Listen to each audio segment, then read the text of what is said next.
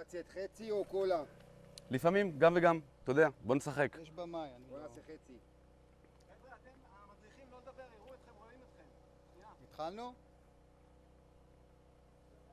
יאללה, בוא נתחיל לענות. What a view, Jamie, eh? What a day. What a day. Hello. Greetings. Okay, greetings everyone. Shalom and welcome to Israel. Although this time in a virtual way, we are broadcasting here from this beautiful greenish Valley of Elah in the Holy Land, the land of Israel. My name is Danny. Everyone knows me as Danny the Digger. I'm an archaeologist by education. And with me is my good friend, Jamie. My name is James Elgrod, and I'm a licensed Israeli tour guide. And it's Master tour guide. Thank you, sir. And it's a great honor and pleasure being with you today.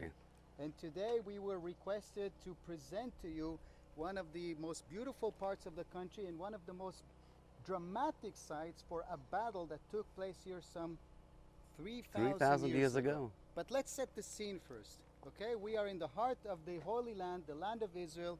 Up there in the mountains is the holy city of Jerusalem, the capital of Israel, while the real capital, some will say, is on the opposite side by the Mediterranean coast, the city of Tel Aviv. No way, Danny. No. Tel Avivians will say that, I think. Yes. Okay, and one is a hub of so much activity, the center of the startup nation. The city of Tel Aviv and its surrounding has produced so much intelligence in the high-tech world, okay? Probably each one of you using a computer to watch this screening and using a cell phone is using Israeli technology. So it is a startup nation, but not only today. 3,000 years ago, maybe even earlier, there was a big startup going up there in the mountains. In my opinion, two major contributions came from the Judeans here and the Canaanites in antiquity. Alphabet. Think about this. An amazing invention that you don't need to learn thousands of signs to be able to read and write, but just about 24 symbols, okay, to decipher and to create any type of writing. That's an amazing invention. It's unique. You're also talking about hieroglyphics, aren't you? Drawings and pictures. Yes. But how do you explain that these days, when we want to send a WhatsApp message, we send emojis? So we actually go back. So we go back. We're actually reverting a bit. And the second amazing development that started here, I call it a spiritual startup. Monotheism. You bet. A belief of a single God. It did occur for a brief period of time down in Egypt, Akhenaton in the 14th century, but it didn't stay. Here it was developed and would stay, and in a way, through Christianity and Islam, it's the major belief of most of mankind, starting up there, up in the mountains. And we are in the land in between, which is now a fertile, quaint area called the Shfela. There is now a big urban new center being built called Ramat Bet Shemesh. There are other villages and farms here.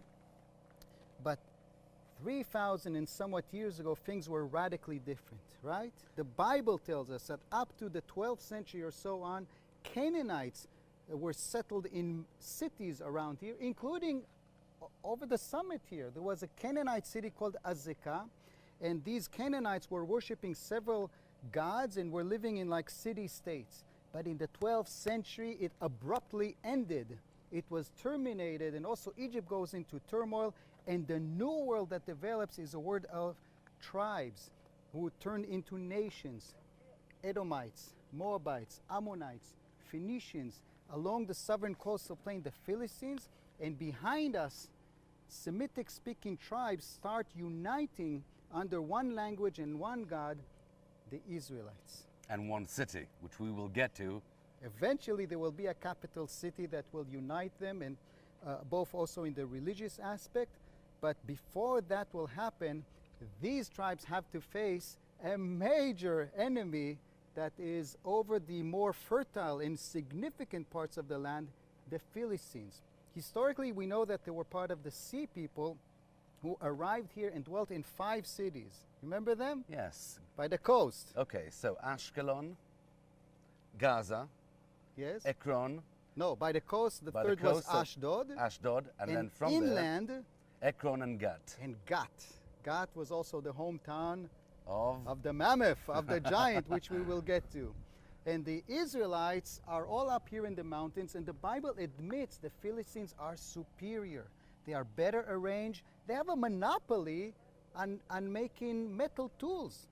Okay, they were the only ones to have weapons. The Israelites could only get metal implements for harvesting the wheat, for instance. But if you want to sharpen your sickle, you need to go to a Philistine workshop. And you remember how much it costs, James? Just to sharpen your sickle. A fortune. It says a pim. That's the biblical term. How much is a pim? Probably a fortune, Okay. because the Bible says so. Okay, so they are better organized. They have proper army, apparently, with real metal weapons, and the Israelites are like shepherds trying to get their act together. You're saying they're stuck on the highlands of Judea and Yes. Samaria, and they don't have an access to the coastal plain under the Mediterranean Sea. The fertile land and the trade routes, okay, maritime trade routes and the land trade route, the main highway that connected Egypt and Mesopotamia, Okay. the ancient Near East highway, the Via Maris, was in Philistine land. Okay, this is the geopolitics that developed around the 11th century, and if this not enough, the Philistines have their eyes on the Judean land. Why is that? Because everyone wants to spread. That's apparently human nature. And they make attacks towards even north of Jerusalem, the area of Michmas. We know that they even reached the Jezreel Valley and the city of Bet Shean. But this specific area will be the scene of a critical, a pivotal moment in the history where a battle will change that all. And you know what? Let's get in and read the actual text. The battle. The battle. The story. Yes. So, holding in the land of Israel, or walking around the land of Israel, one should always take two tools with them, and that is holding a shovel or a bottle of water in their left hand, and Lonely Planet or TripAdvisor 2021, but the Hebrew Bible, the Tanakh, in their right hand. So for that, ladies and gentlemen, I'd like to open the book of Samuel, 1 Samuel, and begin the big story. This is Chapter chapter 17. In Hebrew it begins this way. "Vayasfu plishtim et machaneim lamilchama." Now the Philistines gathered together their armies to battle. And they were gathered together at Socho, which belonged to Judah, and pitched between Socho and Azekah in Ephes Damim. Ephes Damim. And these are the first topographical indication that we are talking about this area. Okay, being an archaeologist, first of all, before you start digging, you look into the historical review, and in this case, you look at the names. And this land has witnessed in the Middle Ages a great depopulation, and the Arabs who lived here in the centuries before modern times either lost completely the ancient name of the site or remembered it in a distorted way. But This- preserved it. Sometimes. Okay. Okay. In the case of Lachish, they call it Tel Edwer. It doesn't relate to the word Lachish. It just means a circle mound. This site is called in Arabic Khirbet Zakaria. Zachariah. Okay. But Zachariah is perhaps preserving the ancient name of Azekah. Azekah.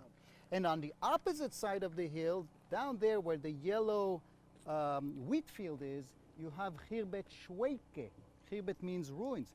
Shweike is possibly preserving the name Socho. And in between them, the Bible says is Ephes Damim. Now that's a bit of a confusing term because Ephes Damim literally means zero blood. But zero is a modern word. So the Bible already corrects it, and in another version of Samuel, it calls it Pas Damim. Now that makes sense. The line of blood. The line of blood. Because we are in the seam here between Philistine land and Judean land. Okay, but maybe you can explain the word Ephes Damim as the place where the blood has been terminated, hem pasu. Why? Because of the battle. Next. So this is phrase. what happens next.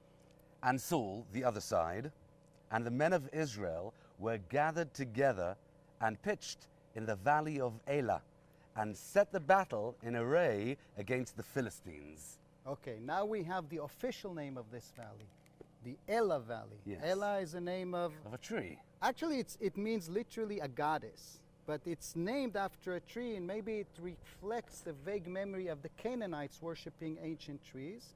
And if this is the Elah Valley, then maybe in antiquity it was characterized by a lot of, it's called in English a terebinth tree. Today, however, you don't have any left. What you do have is other natural vegetation and also a lot of replanted trees by the KKL-JNF, who's also hosting this Keren Kayemet broadcast. L'Israel. Keren Kayemet L'Israel, or the Jewish National Fund. And with us is Dovi, a representative of the KKL. Please, sir. Tell the camera and the participants a bit about what does KKL do actually? Hi everyone, my name is Dovi Paritsky. I'm from the Overseas Department. I'm actually very frustrated and sad that you cannot come here. Each one of you are like Moses, you know, you can see the country but you cannot enter. But to be in the country with the JNF, with KKL, you have to feel the land, you have to touch the trees, you have to walk in the streets which are the footstep of our fathers. That's what the meaning of being in Israel and into Israel.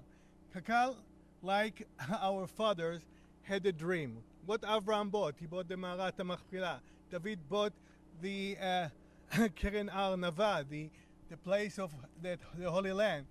And that's what 120 years ago, about 47 years before the establishment of the State of Israel, Keren HaKayemet, the JNF, had the dream to collect every penny, every shilling it was in these days in Israel, I think, meal or something like that, to collect them together and buy land. And today the result is that 17% of the land in Israel belong to the JNF, and that's why we can settle and people can live there. First of all, since the beginning of the State of Israel, the JNF is responsible for the forest. Now when you can go to the forest, you can see that most of the forests are being planted by us, by people, by Jews in Israel, by Jews from outside of Israel, and there's the big forest yet here is the biggest forest in the world that's been planted by a human being. You have to remember that Adam u etz hasadeh, which means that we are like the trees. We need water, and as you know, water is like Torah, and that's what you are learning, and that's what you're doing, and that's what the Overseas Department is making sure that not only develop the places and the area, and also develop the people and give them the right education to love Israel, to love and make sure that we are looking after the environment, looking after our places, and enjoy to be and bringing our family to the park and all the observation point and all the reservoir that KKL since the 48 developed here in Israel. We're looking at the three colors which we are focused at. One is the brown, which is developed the area, the karka in Hebrew, the land, and the second one is the blue, which developed the water. And Israel, as you know, is the recycling, the best recycling in the world. You know, almost I think 70% of our of the water that we use is going back to the land and going back to the agriculture. And the last one is obviously the green. It was the forest that we are looking after and make sure that the forests are growing and people will have all different kind of bicycle trails. And you know, one of the frustration is that you cannot come and see and feel it by yourself. Usually, as you know, in the previous Chidonim, we had 5 days of in the field school of Nesarim. KKL have about 5 different places, 2 in the north, 1 in the south, 1 next to Jerusalem, Nesarim, and 1 now is established in Shuni next to Binyamina, Zichron Yaakov. And there's a place that all Israelis in the different school, different youth movement come and experience the field school and make sure that they're connecting very strongly to our roots and to the nature of Israel. Okay, very nice presentation. Toda Thank you, rabba. sir. Thank you, I have Dovi. my own mic actually. Thank you very much for all the projects you're responsible, that you fund. We deeply enjoy them. Thank you, sir. Now, is there any question? This is a live broadcast, and we can actually get your questions if you write them and read them out loud to everyone else, and maybe even can answer them. Are there any question of the audience? Please let us know. We can receive them. But before the questions, the battle continues. So let's try and understand the landscape that we're seeing right behind us over here and try and understand what Yes. came along. So this is how it continues.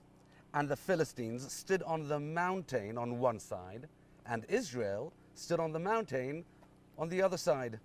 Okay, what? And there was a valley between them. That's the key word. That's probably where we are. We are right on top. We are probably at the Philistine camp, overlooking the valley where they originally confronted one another. They didn't really get into physical combat. They just saw one another, and out of fear, each side, It's like, I dare you, I dare you, I dare you, Yeah. I dare you. and then they did so, but from a protected hilltop.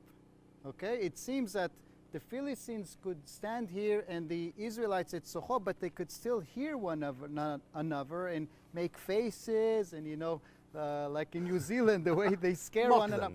But it's psychological war. But let's try and understand the landscape, meaning, why do you suggest that the Israelites would stand, or Soho would be right behind me over there, and the Philistines on Azekah, on the hilltop, right over here? Oh, well, naturally, this is Philistine land. I mean, Ekron and Gath are just around the corner. So And- that faces west.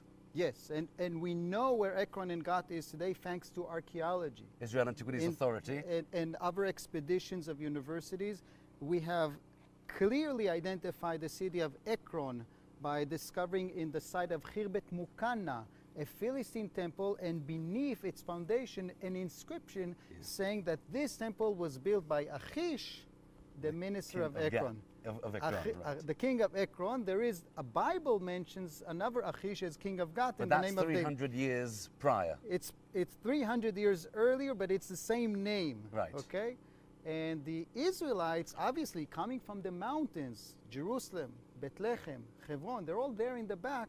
They would probably look for shelter in the more eastern side of this front line. That is amazing. Coming back 3,000 years to the same area Yeah. where the Bible took place, where the events and figures of the Bible took place, we can actually stand these days We can pinpoint it. and see the exact same topography. This is the geography of the Promised Land. It's unbelievable. Yes, you are going to be trialed. Yes, you're going for a competition of knowledge of the text. But there is another whole dimension through archaeology and topography and historical geography of locating those sites. This is what we are mostly passionate about. That's the magic, the connection between the text and the land. But let's continue with the battle. Okay, so there are two forces. How do you settle this conflict? They're just going to stand and shout one another forever? Talk, negotiate, maybe?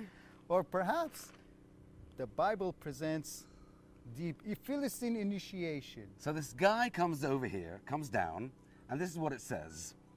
And he stood and cried unto the armies of Israel, and said unto them, Why do you come out and set your battle in array? Am I not a Philistine? Are you servants to Saul? Choose your man for you, and let him come down to me. And if he's able to fight with me and kill me, then we'll be your servants. But if I prevail against him and kill him, then you shall be our servants and serve us. That sounds fair. But who's that guy? Wait. First of all, is this a fair deal? It's a fair deal. Not the whole armies. Mano a mano, okay? Yes. Your guy and my guy. But that's before we know who the guy is. Okay, but reading just this, it sounds like a fair deal. It is a fair deal. Except that who are we talking about? So we're talking about this guy. Hint, his name is Goliath. And let's see how the Tanakh describes him. Are you ready? Okay. Okay. His height was 6 cubits and a span. Oy vey. Oy vey. What is Oy that, vey. Danny? Okay, a cubit. Yeah. Okay, this is a biblical cubit, about 45 centimeters. Should we demonstrate? Let's do that. Okay, 1 cubit, 2 cubits. 2, 3, 4, 5, 6. and a span. That's his height. That's his height. Oy vey. But it's not only that. Okay, and now the armor. And he had a helmet of brass upon his head, and he was clad with a coat of mail, and the weight of the coat was 5,000 shekels of brass. Okay, how much is 5,000 shekels? Okay. So what's a shekel? Wait, what's a shekel? I have a shekel here. Here's a 50 shekels. Okay, that's paper. Okay, that's obviously paper money of our times. In ancient times, a shekel was a unit of weight to measure valuable metal, especially silver. And the standard was 11 and somewhat grams. It was even used by the Mesopotamian system. It was called shiklu. Okay, so if we know the standard of shekel to be about 11 grams, how much is 5,000 times 11 and somewhat grams? A lot. About 50 kilos, or Wow. over 100 pounds. That's insane. Just the weight of the armor, okay? Let's take, for instance, this rock. How much is this? This is maybe 15 kilos. 3 times the size of this stone is just the scale, the weight of his armor. So he looks like, okay, huge. That's a scary. mammoth. It is. Look what happens next. Okay, we need a volunteer now. We Oh, do- wait, there's No, more about the yeah. armor. Okay. And he had graves of brass upon his legs, and a javelin of brass between his shoulders. And the shaft of his spear was like the weaver's beam. And his spear's head weight 600 shekels of iron. Oy vey. And his shield bearer went before him. That's Goliath. Does He that sound He scary? was so massive that he needed an assistant. That is like 4 Hulk Hogans walking Okay. around. And this guy probably stood right there on the top of the Philistines' camp on the summit of Azekah. And now the Israelites have to send their best men.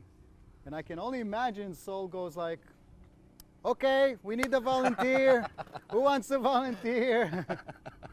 And Not me. no one. Okay, here's the deal. Anyone who takes the challenge, tax exemptions for his whole family, That's nice. and my daughter. Wow. The but princess. Thank you, but no thank you. And still no one stands No up. one stands. What's going to happen here? And in the meantime, I wish to remind you, Goliath is standing there laughing and mocking and cursing the gods of the Israelites, but no one is taking the challenge until Look what happens to Saul when he hears Oh, yes. the mocking of Goliath. Listen to this.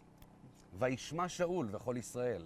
And when Saul and all of Israel heard those words of the Philistine, Goliath, they were dismayed and greatly afraid.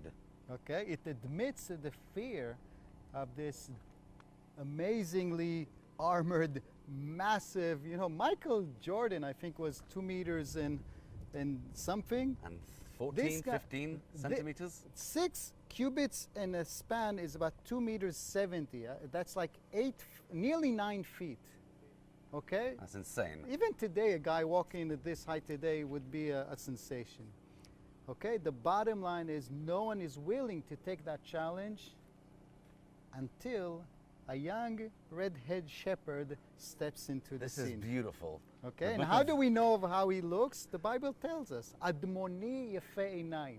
Admoni probably means a redhead, a good-looking, and his profession is a shepherd. He's a shepherd, he's a musician, he's a warrior. And his name? Before his name, he kills. Remember who he kills As a shepherd, he kills a lion and a bear, and his name?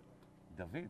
David ben Ishai, who is actually arriving to the scene from Bethlehem, his hometown, for the sole purpose of providing food for his older brothers who are warriors in the camp here. Which I find that to be quite interesting because it seems to indicate Saul is not really heading a proper army. Each family, each tribe has to arrange its own supplies. That's more like a Yeah. militia. Right. It's Okay. not a united army. You don't see unity, you don't see too much force over here. Yeah, they kind of gathered, got the tools that they could manage. They probably had very few metal weapons, but they gave it the best shot. And David comes into this to provide also some of the supply.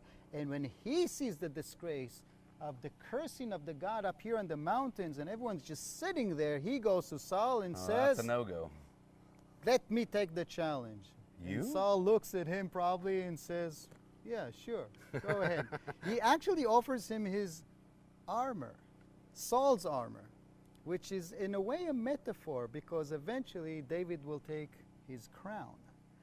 But David tries it and takes it off. That's not his style. He doesn't walk heavy armed. He has to maintain his agility for what he is planning. He looked like a schmerel with it. Yes. The Tanakh describes. He walks into the battle site like a shepherd, except that as he steps down into the valley, he picks a few pebbles from the brook. Okay. And when he gets close enough to Goliath, who in the meantime probably also went down to the valley, when Goliath sees him, read the text, okay?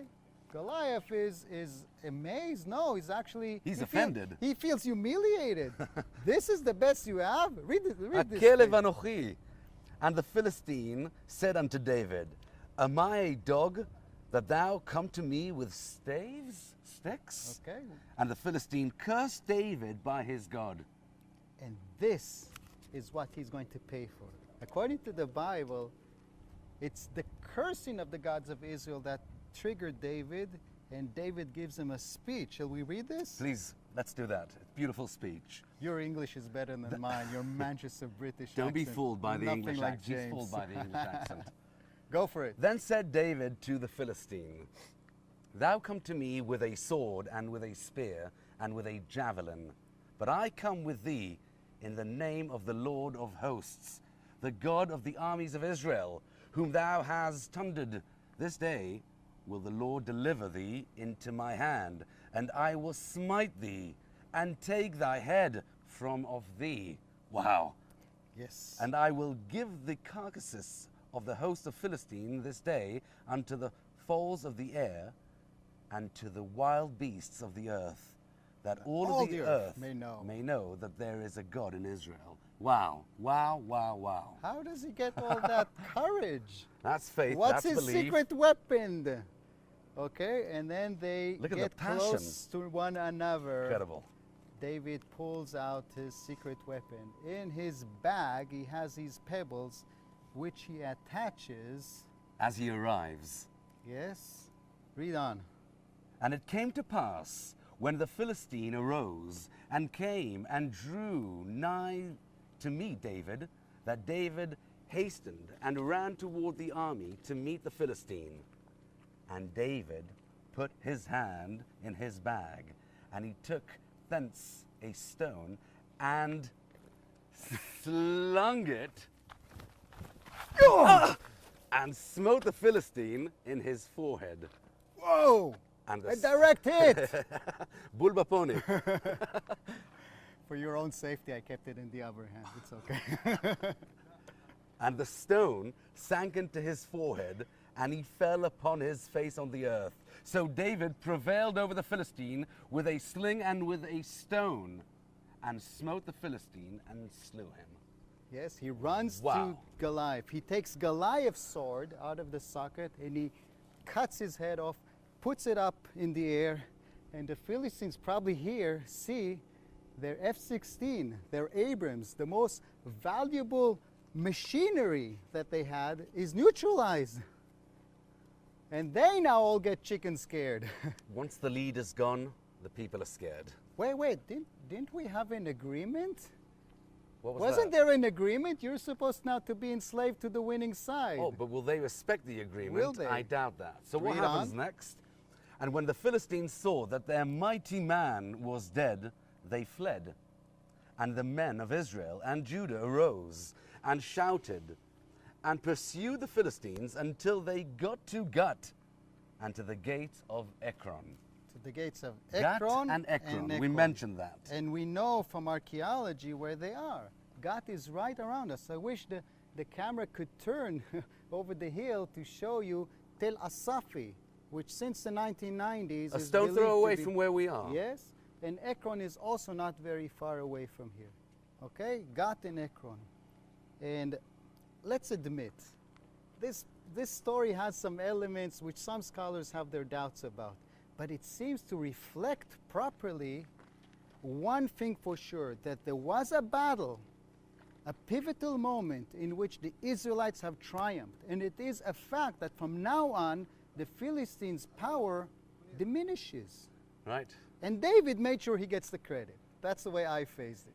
He got it, but that also damaged him, meaning he paid a price for all the glory for him killing Goliath. Wait, but wait, that wait. happens in David's biography is a long story. Oh, it is. We have some questions from the We do. audience. Go ahead. Over here, Hananel Malka. How did giants like Goliath back in those days even survive? Or how did it come to pass that they were giants? I don't believe he lived a good quality life, but he enjoyed the credit of being so massive. You know, think of the basketball players today. They need, you know, a double seat on flights, and they can barely find shoes matching their size. On the other hand, you're a celebrity, okay? And you know what's another hint that maybe even his eyesight wasn't too good? David came with a stick to battle him. But when Goliath sees him, what does he say? What am I, a dog that you come to me with sticks in plural? Right. So maybe even his eyesight wasn't all that good, which is one speculation that is made by scholars. Speaking of basketball players, and I want to thank Mr. Moses over here, that Michael Jordan was less than 2 meters. So Even less than I'm 2 sorry. meters. Thank you Okay. for correcting. I think it was Shaquille O'Neal who was over 2 meters. Yes, sir. You're right. Akeem Elijah, and it goes on. But it says over here, and who's that? Isaac Beecher says that in Hebron there were giants in the times of Moses. Hold on, does it say the country? Where are you from, guys? Where are you No, from, really? It doesn't say. Never mind. Yes, the Bible tells us of Canaanite giants. There was Og Melech HaBashan, whose bed was 9 cubits long. Okay? He had a king size plus bed. It doesn't say his own size, but he was apparently a giant. And in general, the city of Hebron is described as the city of giants. So I don't know what was in the nutrition of this land among the Canaanites and at least one Philistine, but among the Israelites at least, we do not know of any special giants. Danny, this is for you. Now you need to remember, hold Yes, on, sir. the Bible sometimes rounds up numbers or emphasizes them a bit too much. Maybe this number is a bit exaggerated, maybe he wasn't that tall, but he was definitely exceptionally tall for his period. Go ahead. Yedida Friedler from New Zealand Ah, New asks Zealand. the following question. Hello, New Zealand. What were the common weapons used in those times by the Philistines that would have made David using a slingshot even more ridiculous? And have you found some? Yes, archaeology has found ample of evidence, especially from Canaanite period, of bronze axe heads, spearheads, javelins, and arrowheads will appear more in the time of the Israelites. But we definitely know by archaeological research of bronze weapons. In fact, most of the bronze tools, I hate to say this, were weapons. Homo sapiens is a very murderous type. He made mostly weapons out of that metal. Iron, bronze, what else? Iron was introduced around the time of David and later. That's why archaeologists also call it the Iron Age. Okay, and with all of this increasing use of metal, especially as weapons, that a guy uses a sling, that's an exception. Any more questions? So a little bit more about the area and the landscape in modern times or after the days of King David. What happens Well, next in this first of area? all, after this battle, everyone's happy except for one guy, Saul. Because David is now this young, charismatic hero of the war. All the girls are happy after him. Actually, he marries the princess. Saul does keep his promise. Yes, And he unlike gives- the Philistines Yes, who ran away. and David gets Michal, but Saul is not too happy with this, fear of the crown. But Saul himself will lose in another battle to the Philistines up north in the Gilboa. Yavesh Gilad. Okay, the people of Yavesh Gilad will bury him, but he dies on the Gilboa. The Philistines mock his body and hang it on the walls of Bet-Shan. And they not only kill him, they also kill his sons, almost all his sons. So eventually the lineage is, the dynasty is terminated. But the death of Saul specifically clears the role, the throne, for David. But you would have expected that David, being persecuted by Saul, would eventually be happy Yes. that the person who persecuted is already gone. But look at his character. This is something amazing that teaches us about his spirit. A beautiful moment. David is at Ziklag when the rumor spreads and reaches him. And by the way, recent research suggests that Ziklag is not too far away from here, near Lachish. And when he hears that, he makes a beautiful lamentation. Hatzvi Israel al bamotecha chalal. Ech naflu giborim. How the mighty have fallen. To this day, we both served in the army. To this day, in military funerals, we quote this. Ech naflu giborim. And it goes on in a beautiful piece of biblical poetry, but in reality, the elders of Judah come to him and ask him to reign over Hebron, which is actually on the horizon line up there. And 7.5 years later, Yes? 7.5 years later, the elders of Israel, of the northern tribes, tell him, we need unity.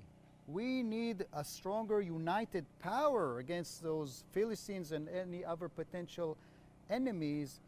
And David takes over, and he completes the unification of all the tribes. And then the second book of Samuel, chapter 5, documents how he decides also to make in that process a new capital for a new kingdom, Jerusalem. Jerusalem that he calls the city of David, meaning 2 Samuel chapter 5 describes beautifully how King David and his men, the 12 tribes of Israel, march from Hebron to the Jebusite city. Yes. And they capture the city. It's dramatically It's called the described Fortress of of- Zion, the Fortress but of he Zion, and he names it City of David, but before and after we continue to call it Jerusalem. And by the way, Jamie is one hell of an expert on this specific field, the You're city of invited. David, You're always invited. whose archaeological remains are being continuously exposed by the Elad Foundation. It's right outside the old city walls, and it's fascinating to follow that process. Yes. Okay, so David takes over the city, establishes a new capital, Kingdom. A new united kingdom. kingdom. but the temple will be built by his son. He buys the property. How much does he pay? We even know. Again, shekels is mentioned, 50 shekels. Okay, again, my paper money can be used. Here is 50 shekels in modern times, but what he paid was about, I don't know, 300 grams of silver for the most sacred mountain in the world. Great deal. I think he got a good deal. Great deal. Yes. And his son Solomon builds a temple, and that's biblical Jerusalem. David will also bring the Ark of the Covenant there, and it will reside there, and the dynasty of King David will last for 300 years. Then we have trouble. Babylonians send us to exile. Then we come back. Then the Romans give us hell. We go again and spread all around Danny, the please world. remind us, how many times was the land of Judah captured, fought over throughout history? I think in Jerusalem specifically, And Judea. scholars argue you can track 40 successive layers of construction, destruction, and reconstruction. That's incredible. I think it's the most battle city in the world. Yes. Fought over, yeah, you bet. Okay, so not every side in Judea has so many layers, but the capital does, and that by itself speaks of how much turmoil this land has witnessed. And focusing just on the Jewish history, twice they were kicked out of this land, but we are back. We're back, but that's after 2,000 years of exile, and that's after dreaming, praying, yearning, yes. right? And the compass always shows one direction. Every year when you finish, we just finished saying the Haggadah, and as you finish the Haggadah, the prayer is L'Shana Haba, next year. Yerushalayim. And in the 19th century, a bearded Hungarian Jew, but he Hungarian, operates in Austria, takes that idea and turns this religious notion into a national notion and creates the Zionist movement. And speaking of the that, JNF, which Dobby spoke about, they start collecting money for buying out plots and forcing the land and settling the land. And on the ridge right behind us, we have a great example of Gush Etzion. yes, and one of the areas that was settled is actually you can see it there still in the sunlight in the distance.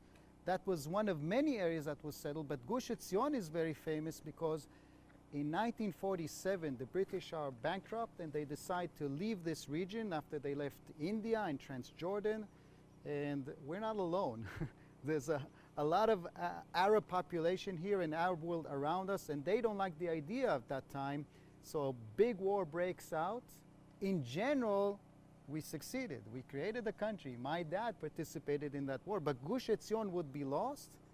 But in the Six-Day War, Israel gains its presence back there, and now you can see it there up on the top. But the road leading up to it, do you see, James, that there's like a satellite dish? Yep. Next to it is a kibbutz that marks the place where a famous tragic event happened in 1948.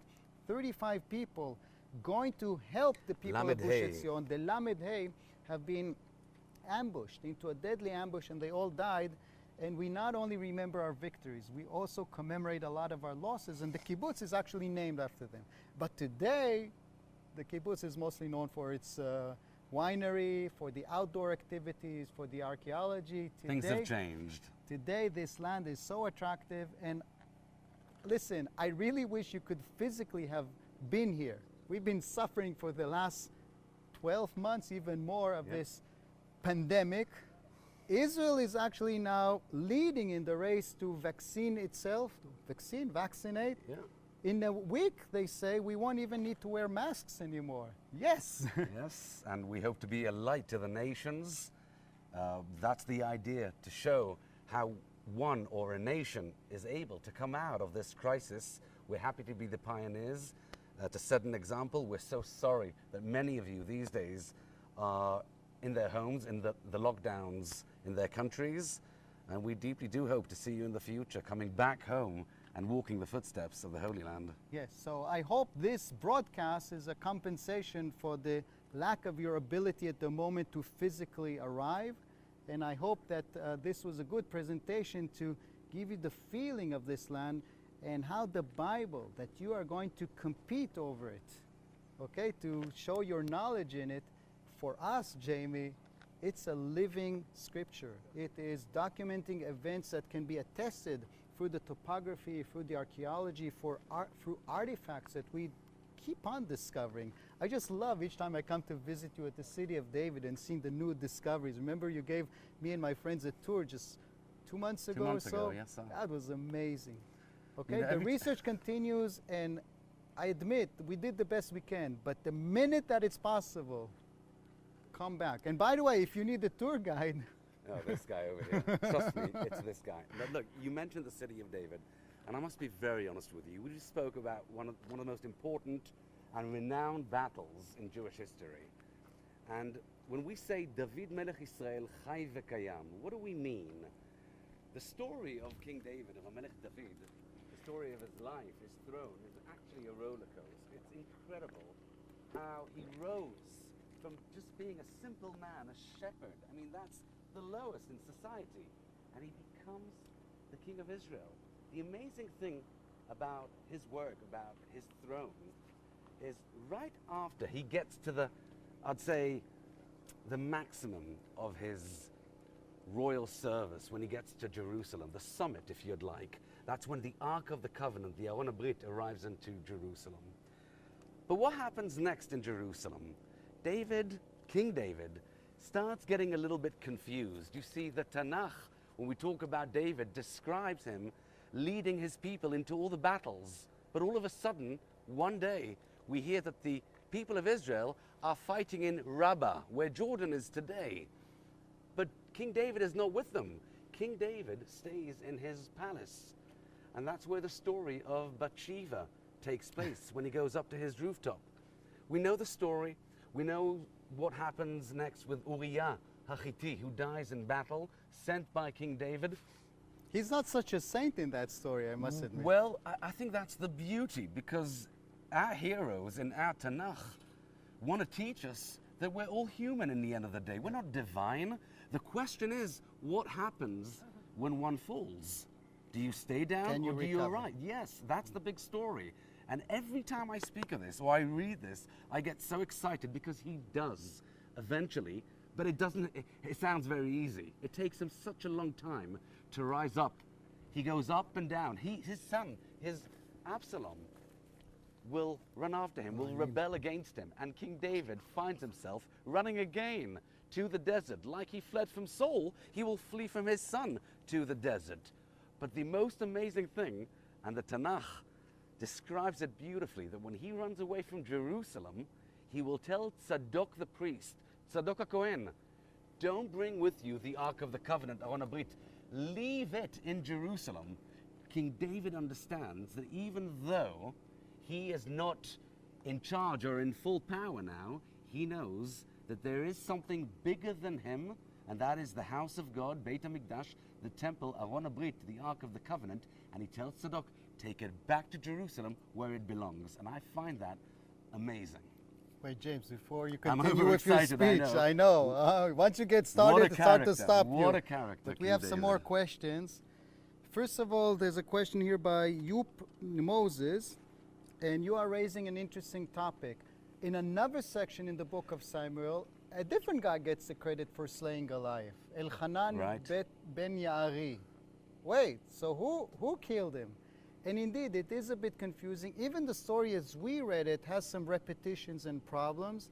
And the book of Chronicles is already aware of it, and he tries to correct it by suggesting that Elchanan killed the brother of Goliath and David killed Goliath himself. Let's put it this way. I don't think that the event was documented right after it happened. It was a vague collective memory that would be compiled from several sources, and this is where you have some confusion. But if several sources are documenting this, it's probably reflecting a true event. That's the way I look at this. And another question that we have from Yedidia Friedle. Which country are you from? I wish I could tell. I think he's from Netanya. Yeah, Or it New sounds Zealand? local. Oh, Netanya or New Zealand. Oh, Same, but different. 20,000 kilometers away. You're asking about other archaeological sites. Listen, it's a fascinating field of research. And the first site to be excavated obviously was Jerusalem. The second, already in the 19th century, was Jericho. Scholars have always been looking here in this land for sites that are mentioned in the text. And of course, Jerusalem is mentioned so many times, but Jericho got the interest of archaeology because of the mentioning of its destruction by Joshua through the aid of the Ark of the Covenant. By the way, we're still looking for that destruction layer. But the nature of biblical archaeology is try to illuminate all of the events that are documented, and sometimes we don't really find the evidence. For instance, to this day, and Azekah itself has been excavated in the early 20th century. Now a team from Tel Aviv University is excavating right here again. Maybe if the camera could pan, you would see the ancient walls. Remnants of houses. These are remnants. Can we pan over? These are walls of the city surroundings from the Iron Age, re-exposed. The Tel Aviv University was hoping to find here evidence of when the Assyrians conquered the site. But you know what's still missing? No evidence of the Philistines. Okay? Now, the lack of the evidence that the Philistines may have camped here doesn't mean it didn't happen. Remember in archaeology that the absence of evidence is not evidence of absence. How much of what we are doing right now in our own homes will be visible in 3,000 years? Okay, we are trying to illuminate or visualize and find evidence of events that took so long ago. Nevertheless, we did find here an Iron Age city, and we did find in many sites many finds that relate to the scripture in one way or another. And while we are lacking, James, this is an amazing find. While we are lacking evidence from Philistine camp here on Azekah and an Israelite camp here in Socho, less than a decade ago, on the hill, the second hill in the upper side of the valley, the Arabic side of Khirbet Kayafa was noticed by archaeologists, and an expedition... Listen carefully what he just mentioned. Khirbet Kayafa, what a story. Yes. And about 10 years ago, Professor Garfinkel from the Hebrew University excavates Nice it. Jewish name, Yossi Garfinkel. Of course, we're all Jews. And he finds a 10th century, the time of David and Solomon, well-planned site, not just a few shepherds gathering together, but actually a fort. It's got a casemate wall, it's got 2 gates, it's got a well, and it's got what looks like a commander's barracks, or even something more solid than this. And this was a revolution at the time because for not centuries, but for decades, we are looking for the evidence of the Bible and especially of the time of David and Solomon. And let's admit, finding the headless skeleton of Goliath here, slim chance we would find it, or evidence of a military camp. Even we served in the army. Once we move from one place to another, we don't leave anything Right, behind. you take everything with. But there was a fort here for a while, and only in the 10th century. Meaning there was a period that this was a front line, and later, within the 10th century, it ceased to be. The border apparently moved westwards. There's no need to pay for Right, this will not be the military front post. or a front post. And this is what the Bible tells us. At some point, this was the border, and after the battle, We with the continued Philistines west. defeated, the border probably was pushed to But the what's west. the bottom line of Khirbet Kayafa? The bottom line is that more research needs to be done. Yes. And I'll tell you one thing for sure. It is Judean. It's Judean pottery, Judean architecture, and Hebrew alphabetical inscriptions. And there was a strong kingdom 3,000 years ago. So this is an important proof for David and Solomon's kingdom. Whoever asked me about the less known sites, this is one of those A places. pearl, a real pearl. This is a real pearl right here that relates to the very story that we were talking about. Reach out to Danny next time you're here. He'll take you there, promise you. We got Any another more question, questions? Because yeah? I think we have only like 2 minutes left. But let's give this. Rabbi Gidon Shlush from New York asks, do we have an idea as to where the brook is that David took the stones from? Oh, that's very simple. You can see it over meandering here. through the valley here. I mean, I don't know if the camera can show it. The camera shows the paved road, but right in front of it, I sometimes go with people and we pick pebbles from the brook, and they're nice and round. They're very aerodynamic. It circles all the way from Kibbutz Netiv Alamedeh and Khirbet Socho. It passes under the road where you have that white path, and it goes here, and it eventually, it's estuary. It ends at the Mediterranean. And it's called Nachal, but it's really a wadi. It's a dry riverbed. It will have water in it only if there's sufficient rainfall up in the mountains. Danny, do you mind if I keep this computer on my belly because it covers it beautifully, and that's exactly what I need. Join me for some swimming, James. Okay, we have 3 more minutes. Can we take any more questions, or is that it? Let's see. No questions are coming in, folks. This is your last opportunity to send us a question. So wait, let me tell you about one really amazing discovery that has been made recently. I brought a discovery production there. This is the site of Ramat Bet Shemesh, a new urban center developed for ultra-Orthodox communities. It is actually a southern stretch of Bet Shemesh. Historical Bet Shemesh from the 1950s is like around the corner.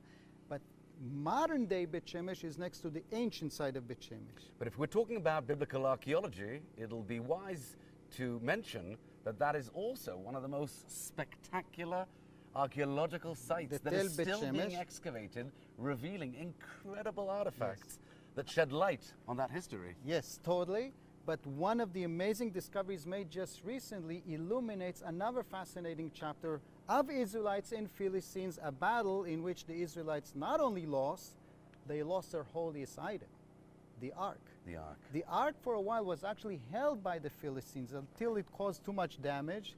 One word can be explained as Piles? Okay.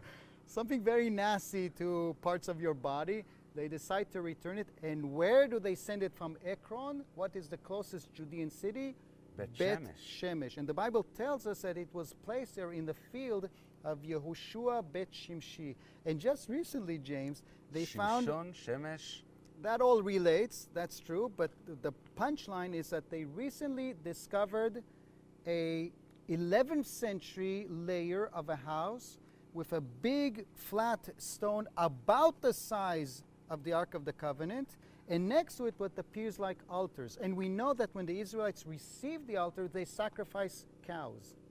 So when this was discovered, I came to the archaeologist and told him, Tzvi, you cannot rule out the possibility that you just discovered the very place where the ark was kept when it was returned to the Israelites. And he said, listen, this is not scientific enough. As a tour guide, you can Party tell it. pooper. I sure tell it. And I sure tell it. And then going up to Kiryat Yarim, which is And right then behind it was us on for the 20 years horizon. in Kiryat Yarim, and then then Yerushalayim. Yerushalayim. Okay, so That was we are just in a constantly nutshell. yes, we are constantly discovering things, and that's just a nutshell of the potential of finds and what is being found. And he can go on and on and on We and both on. can. We both can. But The the- land just shouts out Tanakh, Tanakh, Tanakh. Yes, so you have a good competition. I hope for all of you to win, if that's really possible. But But thank you so Give it- much for being with us. We wish you the best of luck. We invite you back home the first opportunity you have. Take the plane, come back. yes, thank you, Dobby, for your Dobby, participation. thank And as you. he said, JNF, Keren Kemet Israel, thank you very much. KKL, we thank you say very much. Dobby, please. Leshana Haba B'Yerushalayim. We hope sooner. We're all looking forward to see you in Israel. Please come. We're waiting for you here. That's your home. להתראות. Bye bye. Bye-bye.